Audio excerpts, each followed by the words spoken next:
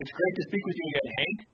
We've done several interviews in the past, and this one I'm looking forward to go into a little bit more depth on the topic, which is the title of this interview is Cube, Volume, Density, Dimensional Weight, and How to Convert These to Space-Occupied Pricing. So my first question, if you could provide a brief background of yourself, and then my question is, do you know the difference between volume density and space-occupied pricing? Yeah, that's the whole crust of the biscuit. I'm 46 years into transportation now, and have worked with in UPS and Consolidated Freightways, Brown Transport, ran the UPS Center in Watertown, LTL out of West Palm Beach, have done over-the-road actual driving of the big rigs, did local deliveries. So I essentially grew up in the industry since 1969. So all of the things that I'm watching here, everybody says, how do you know all this? And to be 100% honest, every time I made a mistake, I remembered.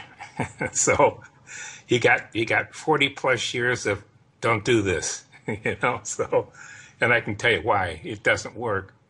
Plus, I've worked with some huge corporations and really gifted people, so I had a lot of great mentors as I was growing in the industry. And my whole thought right now is very few people understand classification pricing. It is extremely complex.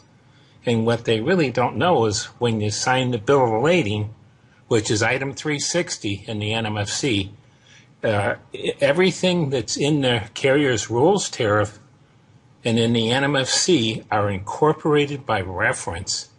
You agree to over 800 pages of NMFC and anywhere from 30 to 120 pages of rules tariffs. And I thought, this just doesn't work anymore. It's cumbersome if you have a problem. You go through contracts and everything. So you've got to sit down and think about, how am I going to use this system? And that's the biggest problem everybody has. This is just impossible to replace or to make comparisons with what I'm paying now and what I'm going to pay. And how do I make changes as my lane balances change and customers request a lot more space of the carrier's equipment?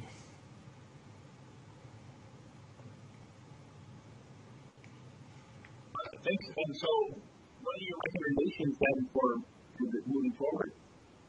Three things. And I think the most important thing is to realize that, like I said, it's not your father's Oldsmobile.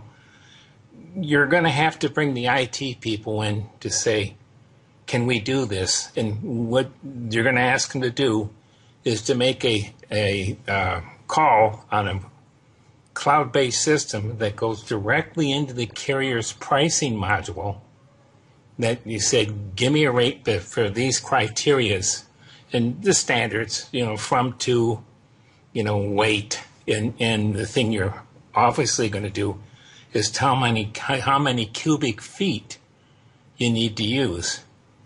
And the IT people are going to look at you and say, you called me in here to ask if we could make a call to a cloud-based system? And then they get up and they walk out because it's so simple. And you're getting a direct response right from the carrier's pricing at corporate. And it's all downhill from there. And we have a system that's been doing that for over 3 years. And it's just, there's like 23 different things you can set up to balance all of the nuances that are in freight, inbound, outbound, availability, release value, day of shipment, payment terms, and it goes on and on. So that's the biggest thing. This is not hard to do. The second thing that I think people have a problem with is, how do you make these comparisons? Well, if you look at the National Motor Freight Classification, Class 100, there's a cost per hundred, but there's also a scale associated with that, which is 9 pounds a cubic foot. So you have 18 freight classifications, and they have varying pounds per cubic foot. And the way it worked when it was set up is Class 100 was the basis. And if you had Class 50, it was half of Class 100. And if you had Class 200, it was 2 times Class 100. But if you look at what's happened through the years, is Class 50 is no longer 50% of 100, it's 57%. So the carriers have taken the smaller freight classes, 50, 55, 60, 65, and really kind of padded them. And it changes by lane and by distance. So the easiest way to come to an agreement is agree upon everything's 9 pounds a cubic foot or a percentage of on any given lane, on any given day, on any commodity. So you could end up with what would be, instead of Class 70, 15 pounds a cubic foot, you might have Class 71.4 or 64.4, and it's all based on the amount of space the carrier has at any given time, and it can change on a daily basis. And people say, well, that's really, really complicated. And I said, you ever made an airline reservation? And that's all it is. It's exactly what it is. And if you look at the way the airlines work, you might call at 11 and get a price, and at 11:30 when you call back to book it, it's changed. And that's because the space they have to occupy on that particular flight is full or 90% full. So it's not a new idea. It's used in the reservation systems on the Sabre for over 110 air carriers. And it's been that way for, God, I don't know, 30 years. So it's not a new idea. It's just the idea that we have to get into real-time pricing because the carriers have such a hard time with capacity. The example, if you're in Dallas and you want to ship to Georgia, and you say, I'm going to ship on Monday and Tuesday, and they're going to say, could you do Wednesday? And I say, well, why? They said, because we have 60% of our equipment that's going over there and it's not full. I'll give you the best price on Wednesday. And of course, you can't do that immediately. You have to consider your customers and everything. But it's usually worth a good 15 to 20% reduction. You're essentially shopping backhaul by lane, inbound, outbound, by day of week. And that's powerful. And the kicker is the people over there in Georgia know how much space they need. Why would you send a twin screw 53-foot trailer out when you can use a 26-foot straight truck on a casual basis? Sorry, union guys. And it just makes you so much more efficient. And that's what it's all about. Let's get all the efficiencies we can, and let's drive out this NMFC system that has cost the LTL carriers billions of dollars because they just can't adapt to it that fast. And that's just huge. And your third one, and it's on our webpage, thedynarates.com, and it's under the shippers, and there's a good explanation of the difference between Q, space occupied, density, volume.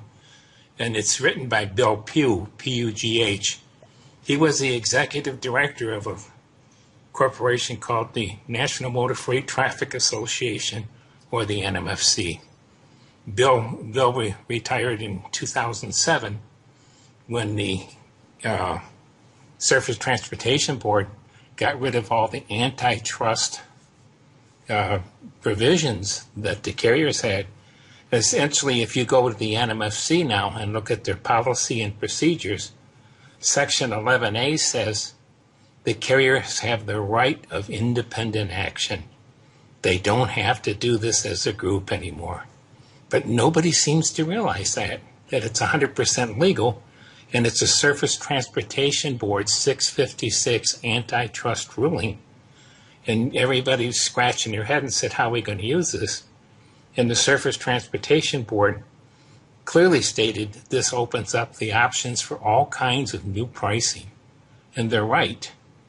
The last time something like that happened that was really significant was the 1980 Motor Carrier Act that, just freed up all the transportation. Believe it or not, if you were taking washing machines down Main Street in Detroit and a competitor saw you and they had the rights and you didn't, you couldn't do that. It was the biggest form of communism I've ever heard, And the Motor Carrier Act says, come on, anybody that wants to join, let's do it.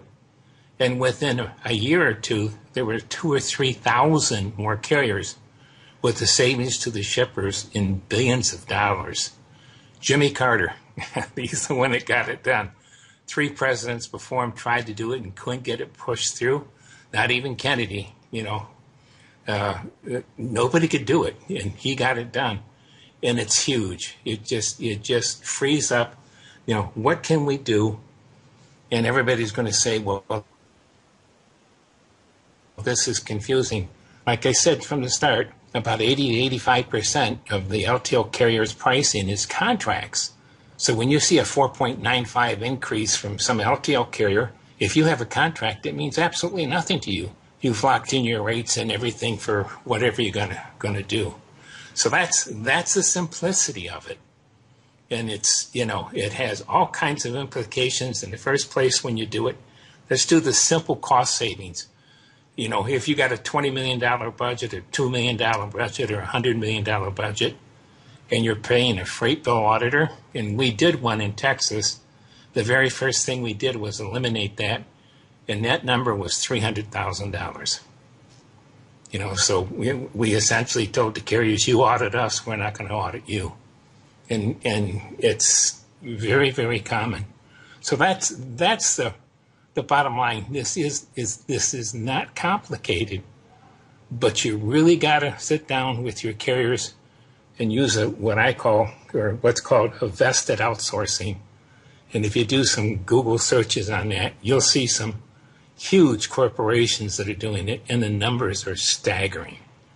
And I strongly suggest you do that vested outsourcing Google search and read some of those. The second paper that was written was Unpacking Transportation Pricing, and that was one that Pete Moore, Lynette Guess, and myself wrote. It's about 30 pages. It's really intense, but it breaks it all down, and you begin to realize it. There's like 10 or 15 of those papers now. So that's another thing that you might want to take some time to read. And I suggest it takes some time. It's really intense. But like I said, that kind of bottom lines it. Thanks for sharing again. And I look forward to continuing to have discussions with you as things progress and you have more insights into this topic. Oh, I appreciate it's just. Yeah, I'm looking forward to hearing the responses from this. Thank you.